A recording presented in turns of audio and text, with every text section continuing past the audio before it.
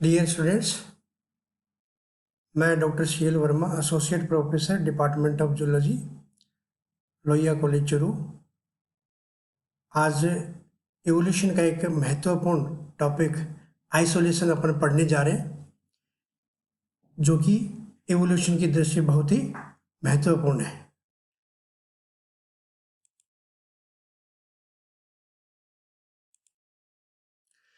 Isolation in evolutionary term means segregation of different populations into smaller units by certain mechanisms so as to prevent interbreeding among individuals। जंतुओं का आपस में इस प्रकार से पृथक्करण होना कि उनके बीच में इंटरब्रीडिंग हो ही ना सके, उसी को अपन आइसोलेशन कहते हैं। जंतुओं का आपस में पृथक्करण होना वो है आइसोलेशन कहलाता है। बायोलॉजी की भाषा में अपन अगर जाने तो biologically speaking any genetically conditioned impediment और obstacle to gene flow between populations. Genetics की भाषा में अपन अगर बायोलॉजी या जेनेटिक्स की भाषा में कहें तो कोई भी अवरोधक जो कि जीन का फ्लो रोकता है, पॉपुलेशंस के बीच में जीन एक्सचेंज को रोकता है, उसी को अपन आइसोलेशन कहते हैं। थियोडर जोब्जन्स्की ने ये टर्म है जो पॉइंट प्रतिपादित की थी, आइसोलेटिंग मैकेनिज्म टर्म है वो डॉब्जन्स्की ने प्रतिपादित की, और उसने आइसोलेशन को दो भागों में बांटा, ज्योग्राफिकल आइसोलेशन और रिप्रोडक्टिव आइसोलेशन। ज्योग्राफिकल आइसोलेशन और reproductive isolation. Geographical isolation operating in geographically isolated populations और एलोपैथिक स्पीशीज। जो स्पीशीज जिन स्पीशीज के बीच में ऑलरेडी ज्योग्राफिकल बैरियर्स हैं या आगे बन जाते हैं, उनके अंदर जो आइसोलेशन होता है वो ज्योग्राफिकल आइसोलेशन कहलाता है। और दूसरा होता है रिप्रोडक्टिव आइसोलेशन। रिप्रोडक्टिव आइसोलेशन का मतलब है जंतु में फिजिकल बैरियर ना होते हुए भी अगर ब्रीडिंग हो गई और फिर वो ब्रीडिंग अगर सक्सेसफुल ना हो, फिर भी उनके अंदर आइसोलेशन बना रहता है, तो वो कहलाता है रिप्रोडक्टिव आइसोलेशन। ये जो आइसोलेशन है वो क्लासिफाई किया गया मैकम्स के द्वारा। मैकम्स का क्लासिफिकेशन है, उसने दो में डिवाइड किया, एक तो प्री मेटिंग मैकेनिज्म है और एक है post mating. Pre mating mechanism में क्या होगा, इंटरब्रीडिंग नहीं होगी। Isolation mechanism which prevent interspecific crosses, यहाँ पर इंटरब्रीडिंग नहीं होती है। तो वो कौन कौन से माध्यम है, potential mates do not meet. ये 5 जो मेथड दिए गए हैं, geographical isolation, isolation due to distances, climatic isolation, seasonal और टेम्पोरल आइसोलेशन, हैबिटाट और इकोलॉजिकल आइसोलेशन, ये पांचों किस में आता है, पोटेंशियल में डू नॉट मीट। ये इन अवरोधकों की वजह से, इन बैरियर की वजह से जंतु आपस में मिल ही नहीं पाते और उनके बीच में ब्रीडिंग नहीं हो पाती है। सेकेंड है potential mate meet but do not mate. यहाँ जंतु आपस में मिलते तो हैं लेकिन वो मेटिंग नहीं कर पाते हैं, वो इथोलॉजिकल आइसोलेशन कहलाता है। थर्ड आता है copulation attempted but transfer of sperm does not takes place. यहाँ पे जंतु के बीच में कॉपुलेशन हो गया बट जो स्पर्म है उनका ट्रांसफर नहीं होता है, तो इसके लिए दो है, मैकेनिकल और फिजियोलॉजिकल। सेकेंड आता है post mating zygotic. Post mating isolating mechanism, इसको जाइगोटिक मैकेनिज्म भी बोलते हैं। तो ये क्या है, isolating mechanism which reduce the full success of inter specific crosses. मान लीजिए प्री मेटिंग मैकेनिज्म है, उनमें अगर जंतुओं के बीच में अगर ब्रीडिंग हो भी गई और उस ब्रीडिंग को वो ब्रीडिंग सक्सेस ना हो, तो उसको अपन क्या कहेंगे, पोस्ट मेटिंग। मेटिंग के बाद की मैकेनिज्म जो जीन की विनिमय को रोकती है वो पोस्ट मेटिंग मैकेनिज्म कहलाती है। इसमें कई प्रकार के, जैसे sperm are transferred but eggs are not fertilized. यहाँ स्पर्म ट्रांसफर हो गए लेकिन अंडे फर्टिलाइज नहीं हुए, तो गैमेटिक मोटिलिटी एक एग्जाम्पल है इसका। एग्स फर्टिलाइज बट जाइगोट इनवायबल, यहाँ अंडे फर्टिलाइज हो गए लेकिन जाइगोट इनवायबल है, उसको कहेंगे zygote motility. Next, zygote produce F1 hybrid of reduced viability. यहाँ पे जाइगोट बनता है F1 जनरेशन में लेकिन उसकी वायबिलिटी नहीं है, हाइब्रिड इनवायबिलिटी। यहाँ पे देखिए नेक्स्ट आता है हाइब्रिड वायबल, जिंदा है बट पार्शियली और कंप्लीटली स्टराइल, वो आंशिक रूप से या पूर्णतः क्या है, बंदे हैं या स्ट्राइल है, तो उसको अपन कहेंगे हाइब्रिड स्टेरिलिटी। थर्ड आता है रिड्यूसेस वाइबिलिटी और fertility in progeny of hybrids. Hybrid की प्रोजेनी में फर्टिलिटी ना हो या वाइबल भी नहीं हो, कम हो, तो वो क्या हाइब्रिड ब्रेकडाउन। तो इस प्रकार से ये पोस्ट मेटिंग मैकेनिज्म है, एक एक को अपन लेते हैं। पहला आता है प्री मेटिंग आइसोलेटिंग मैकेनिज्म। इसमें फर्स्ट है ज्योग्राफिकल आइसोलेशन। इसमें क्या होता है, जंतुओं की जो पॉपुलेशंस है उनके बीच में फिजिकल बैरियर्स होते हैं, भौतिक अवरोध होते हैं, जिससे वो मेटिंग नहीं कर पाते हैं। तो वो भौतिक अवरोध कौन कौन से होते हैं, माउंटेन रेंज भी हो सकते हैं, वास्ट डेजर्ट भी हो सकते हैं, थिक फॉरेस्ट भी हो सकते हैं, डीप ओशियन हो सकती है, वाटर बॉडी नदियां हो सकती है, लैंड ब्रिजेज, बहुत बड़े लैंड ब्रिजेज भी हो सकते हैं। तो ये बैरियर्स क्या करते हैं, जंतुओं का एक स्थान से दूसरे स्थान पर माइग्रेशन होता है उसको रोक देते हैं। And intermingling of the individuals of the two population reduces the exchange of genes between them. और उनके बीच की इंटरमिंगलिंग को रोकते हैं, जिससे जीन का जो विनिमय है, एक्सचेंज है, वो नहीं होता है और जंतु एक दूसरे के कॉन्टेक्ट में नहीं आते हैं। और एक लंबे समय बाद में दोनों जो सब पॉपुलेशन है वो एक अलग सेपरेट यूनिट बनाती है। अब ये जो फिजिकल बैरियर्स है, इसकी डिस्टिंक्टनेस किस पे डिपेंड करती है कि बैरियर कितना इफेक्टिव है, और जो जंतु उस बैरियर की वजह से सेपरेट हुए हैं उनका समय कितना है। ज़्यादा समय है तो ज़्यादा उसमें सेपरेशन रहेगा। डिग्री ऑफ माइग्रेशन कितना उसमें अंदर जंतु आए और अंदर से बाहर आए, इन सब चीज़ों पे डिपेंड करता है कि फिजिकल बैरियर कितना कामगर है या नहीं है। एग्जाम्पल देखिए, ड्रोसोफिला की यहाँ दो स्पीशीज है, एक है पर्शियोनाइड्स, एक है ड्रोसोफिला ऑब्स्क्यूरा, सूडोब्स्क्यूरा। ये एक हाई एल्टीट्यूड पे रहती है और एक है लो एल्टीट्यूड पे रहती है। ये हाई एल्टीट्यूड पे और ये लो एल्टीट्यूड पे रहती है, तो इनके बीच में एक तरीके से फिजिकल बैरियर बना रहता है और ये आपस में इंटरब्रीडिंग नहीं करती है। दूसरा आइसोलेशन ड्यू टू डिस्टेंस।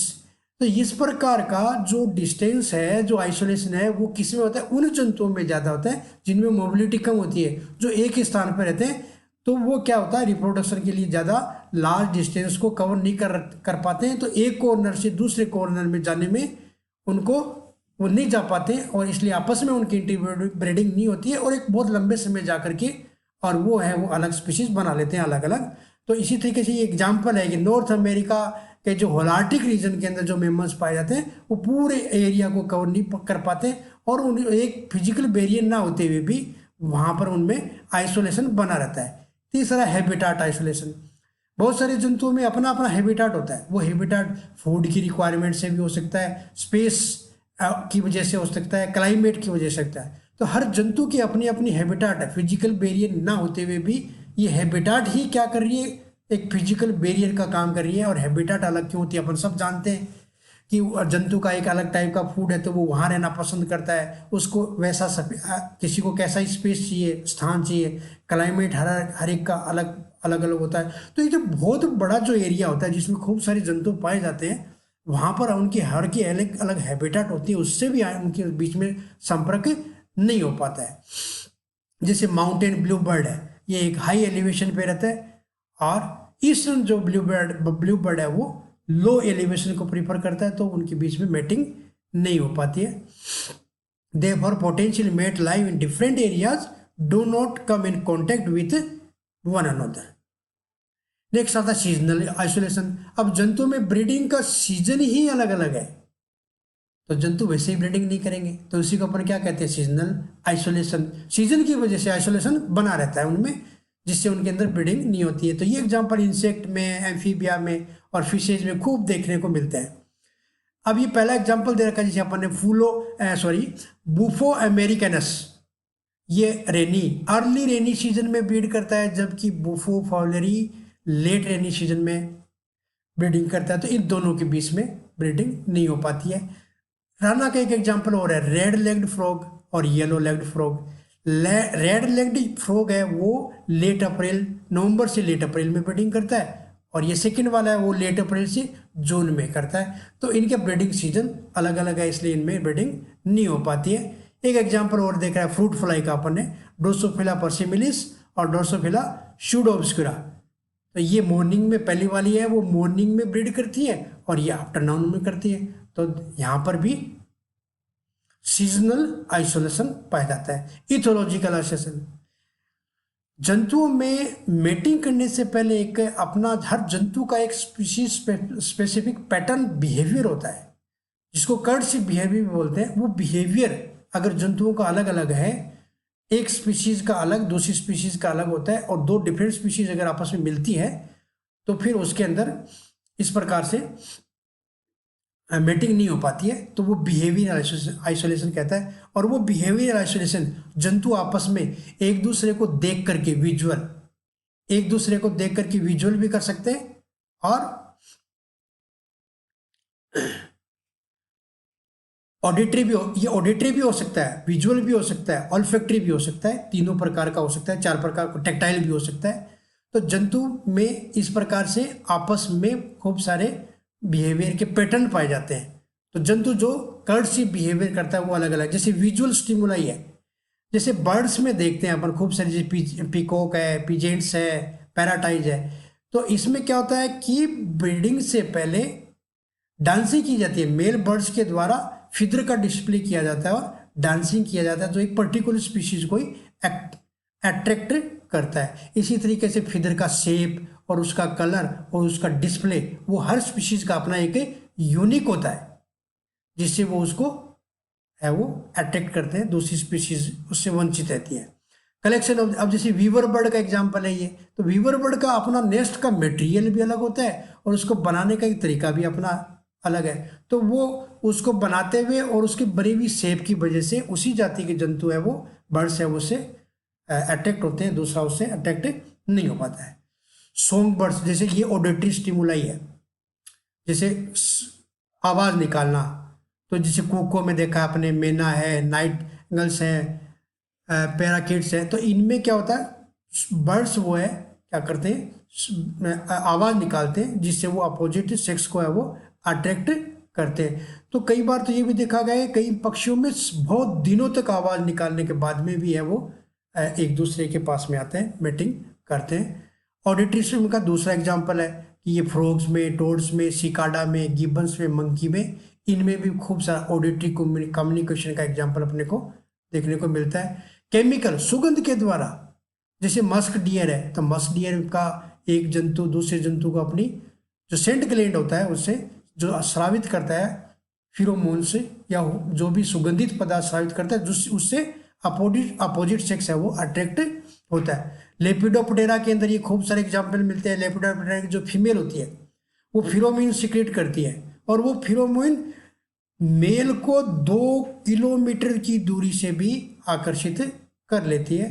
तो ये हो गया केमिकल स्टिमुलाई, जिसके द्वारा वो एक, मतलब कहने का मतलब है कि इसे इथोलॉजिकल बिहेवियर के अंदर जंतु कर्टशिप बिहेवियर जो करते हैं, उस कर्टशिप की जो स्पीशीज है, जो है पैटर्न है, उसका डिस्प्ले है वो अलग अलग होता है, जिससे जंतु सेपरेट बने रहते हैं। मैकेनिकल आइसोलेशन, यहाँ क्या होता है कि जंतु की जो रिप्रोडक्टिव स्ट्रक्चर है हर स्पीशीज में अलग अलग होती है। तो यहाँ पर एनाटॉमिकली ये स्ट्रक्चरली क्या होता है, ये इनकम्पेटिबल होते हैं, तो स्पर्म का ट्रांसफर नहीं होता। जेनिटली की संरचना अलग अलग स्पीशीज में अलग अलग होती है, जिससे वो क्रॉस नहीं कर पाते। जैसे डॉग्स में अपन देखते हैं बहुत सारी वैरायटी के डॉग्स हैं, मेल और फीमेल की साइज भी डिफरेंट है, ये एक दूसरे को अट्रैक्ट भी करते हैं बट कॉपुलेट नहीं कर पाते, तो इनमें आइसोलेशन बना रहता है। इसी तरीके से ये स्नेल का उदाहरण है, राइट हैंडेड स्नेल है, वो लेफ्ट हैंडेड स्नेल्स के साथ में कॉपुलेट नहीं करता है। सेकेंड आता है पोस्ट मेटिंग मैकेनिज्म, ये सेकेंड लाइन है अपनी। अगर ब्रीडिंग हो भी गई तो इन मैकेनिज्म के द्वारा वो ब्रीडिंग आगे सक्सेसफुल नहीं होती है। सक्सेसफुल ब्रीडिंग का मतलब ये होता है कि जंतु अपनी संतान को पैदा करे और वो संतान फिर आगे संतान करने में सक्षम हो, तो उसको अपन सक्सेसफुल ब्रीडिंग कर कहते हैं। तो यहाँ पर पोस्ट मेटिंग में क्या होगा, अगर मेटिंग भी हो गई है तो भी वो आगे उसमें अवरोध बना रहता है, आइसोलेशन बना रहता है। गैमेटिक मोटिलिटी, ये क्या कहता है, mating and sperm transfer takes place but egg is not fertilize. यहाँ मेटिंग हो जाती है लेकिन अंडे का निर्माण नहीं होता है, क्योंकि यहां पे स्पर्म क्या करता है, sperm fail to fertilize the egg leading to gamete motility. Sperm अंडे को फर्टिलाइज नहीं करता है तो गैमिट है वो मर जाता है। तो ये एग्जाम्पल दिया जैसे बुफो फाउलरी और बुफो वेलिसेप्स, इन दो स्पीशीज में क्या होता है, जो मेल का जो गोनेड काम नहीं करता है, मेल के जो गोनेड्स होते हैं वो नॉन फंक्शनल है, बट वो फीमेल को अट्रैक्ट करते हैं और उस अट्रैक्शन की वजह से फीमेल अंडे देती है पानी के अंदर, और वो अंडे पेरिस खत्म भी हो जाते हैं क्योंकि वो फर्टिलाइज नहीं हो पाते, क्योंकि मेल का गोनेड्स है वो नॉन फंक्शनल है। इथोलॉजिकल बिहेवियर की वजह से, उनके व्यवहार की वजह से कर्टशिप जो है वो शो हो गई, आपस में उनमें अंडे नहीं, स्पर्म नहीं देने की वजह से वो अंडे वो पेरिश हो जाती है, तो एक आइसोलेशन बना रहता है। इसी तरीके से सी अर्चिन का एक एग्जांपल है। तो सी अर्चिन में क्या होता है, स्पीशीज स्पेसिफिक है, उनमें जो मेल है का जो स्पर्म है वो लाइसिन प्रोटीन स्रावित करता है, और वो लाइसिन प्रोटीन है वो वाइटल मेम्ब्रेन को डिजोल्व करता है और फिर वो अंदर जाकर के स्पर्म उसको फर्टिलाइज करता है। तो ये स्पीशीज स्पेसिफिक है, तो इसकी वजह से वो अपनी जाति के दूसरे अंडे को, एग को है वो फर्टिलाइज कर सकते हैं, नहीं बाकी को नहीं कर सकते। गैमेटिक मोटिलिटी अपने को इंटरनल फर्टिलाइजेशन में बहुत अच्छी तरीके से देखने मिलती है। वहाँ पे क्या होता है कि अगर मान लीजिए मेटिंग हो भी गई तो फीमेल की जो कैनाल है उसके अंदर एंटीजेनिक रिएक्शन होती है और स्पर्म है वो खत्म हो जाता है। तो इस प्रकार का एक एग्जाम्पल है अपने पास में ड्रोसोफिला, ड्रोसोफिला अमेरिकाना, विरिलिश और मोन्टाना। इनमें ये देखा गया कि स्पर्म है वो मोबिलाइज हो जाते हैं, किल्ड किए जाते हैं, उनको खत्म हो जाते हैं। जाइगोट मोटिलिटी, यहाँ क्या एग बन जाएगा लेकिन जाइगोट है वो डेवलप नहीं होगा।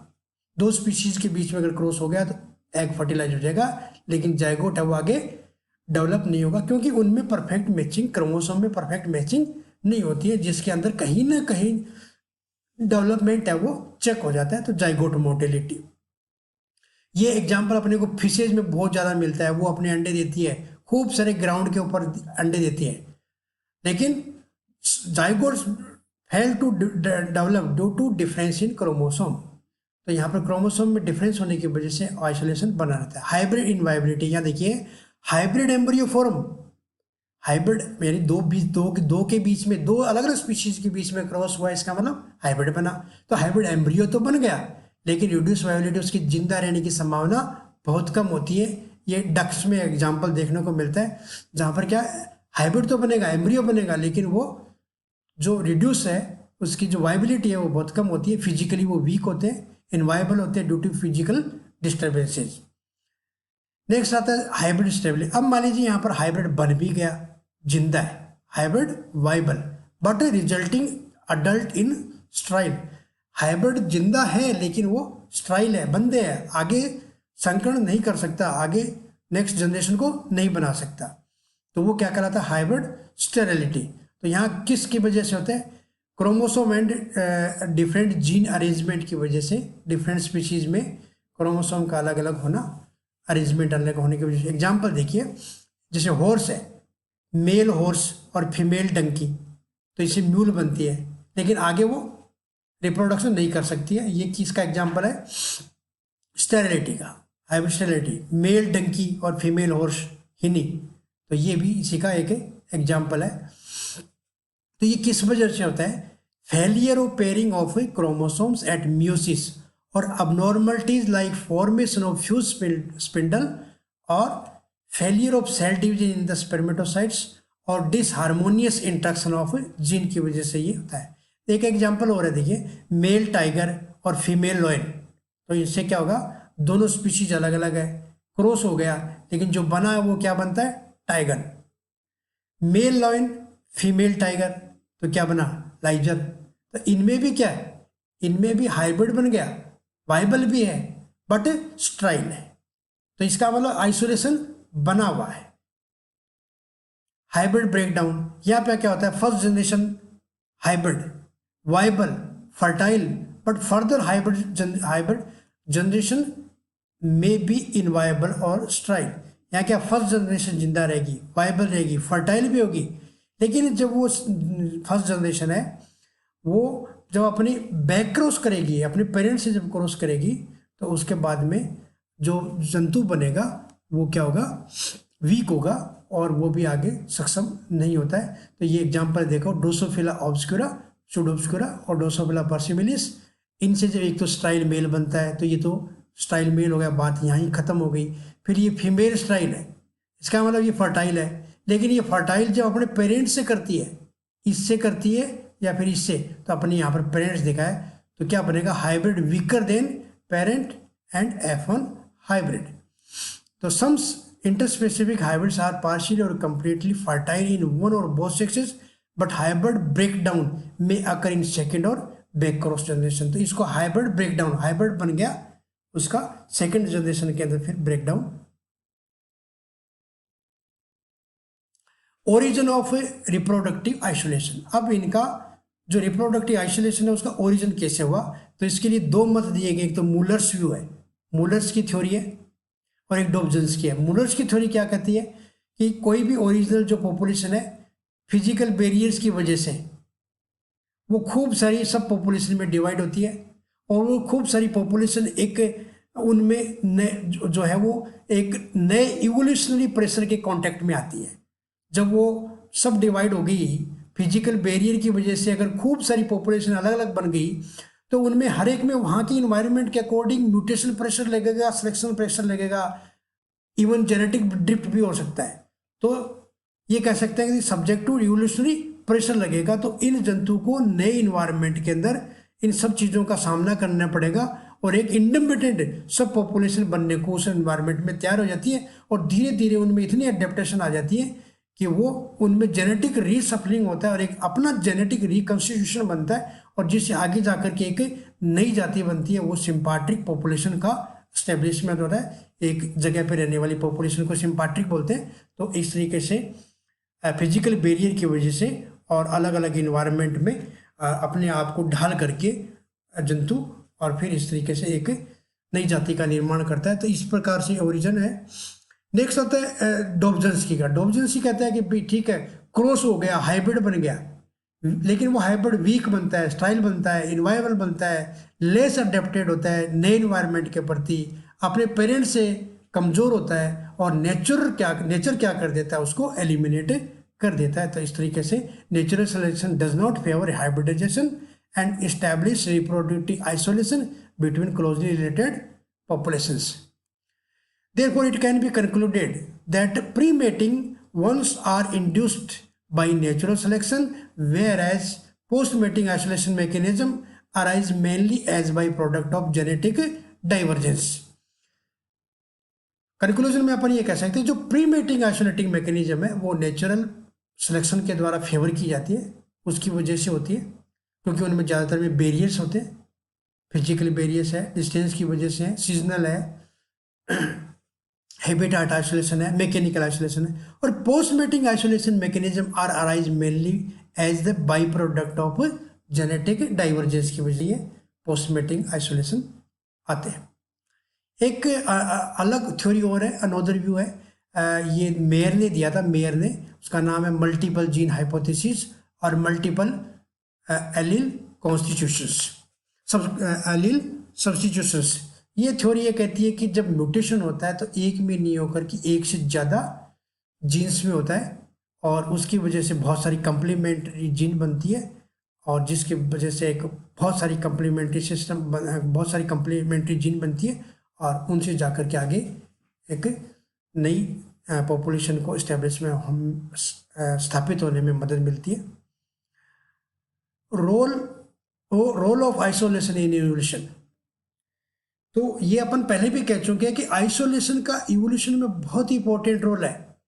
आइसोलेशन वो नींव की रीढ़ है जिसकी वजह से जंतु, ठीक है, आइसोलेशन के लिए अपन ये सब जानते हैं कि सबसे पहले जंतु में वेरिएशन आना उत्पन्न होता है, जरूरी है, लेकिन उन वेरिएशन जिस जंतु में आ गया वो वेरिएशन लिए हुए वो जंतु अगर उसी एक स्थान के ऊपर है तो वो उसी पेरेंट से क्रॉस करेगा, पेरेंट से क्रॉस करेगा तो जो कैरेक्टर आया है नया उसका डाइल्यूशन हो जाएगा। इसलिए जिन जंतुओं में वेरिएशन उत्पन्न हुआ है उन जंतुओं को अपन अगर आइसोलेट कर देते हैं, एक स्थान से अगर दूसरी स्थान पे अगर उनको ले जाते हैं, तो ही इवोल्यूशन की प्रक्रिया है वो आगे संपन्न होती है। और एक लंबे समय बाद में जब वो सेपरेट रहती है पॉपुलेशन, तो धीरे धीरे जाकर के अपना एक इवोल्यूशनरी पाथ बनाती है और अल्टीमेटली एक सेपरेट यूनिट में जाकर के कन्वर्ट होती है।